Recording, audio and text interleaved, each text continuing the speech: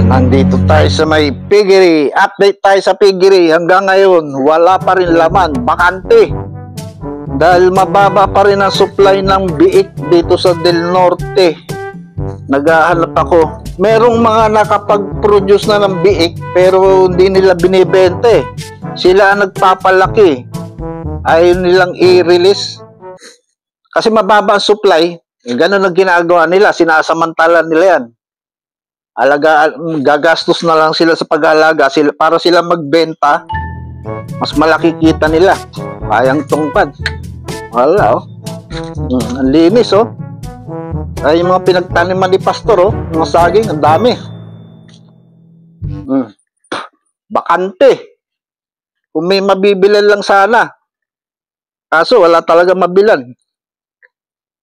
Oh, ayan oh. Ang linis na rito. Ay yung pinagtaniman ni Pastor oh. Kahapon lang daw ata tinanim yan. Ano, bagong tanim. Tapos dito, banda rito, lalagyan pa yan. Ayun oh, doon lang tumigil yun eh. Nag-aakot pa sila ng saging. Paikot yan, hanggang dito. Ayun oh, yan, lilinisan pa yan. Oh. Kaya matagal to. Mahabang trabaho tong gagawin nila Pastor dito oh. Daming lilinisin. Hanggang doon sa pataas yan, hanggang umabot yan doon sa may malapit sa Mangga. Pupunuin nila ng saging.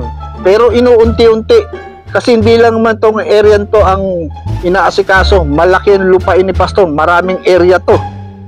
Itong area ng piggery, ayan. Dito sila ngayon nag-ano. Pero ngayon wala sila rito. Siguro kumukuha pa sila ng saging para itanim dito. Kasi ayan oh, bagong tanim lang yan. Kahapon lang daw yan. Sabi ng isang trabahante na kausap ko kanina. Ayun o, doon tumigil. O, ibig sabihin, ayun o, doon tumigil, ibig sabihin, tinapos na sila ng saha. Kasi banda rito, nagtanim din sila, ayun o, sa likod dito makapal na sagingan na yan, nagtanim din sila dyan. Ayun o, coconut. Malapit na naman sila mag-kopra, mag-harvest na naman. Ang dami na naman coconut o. Hayahay na naman si Pastor nito.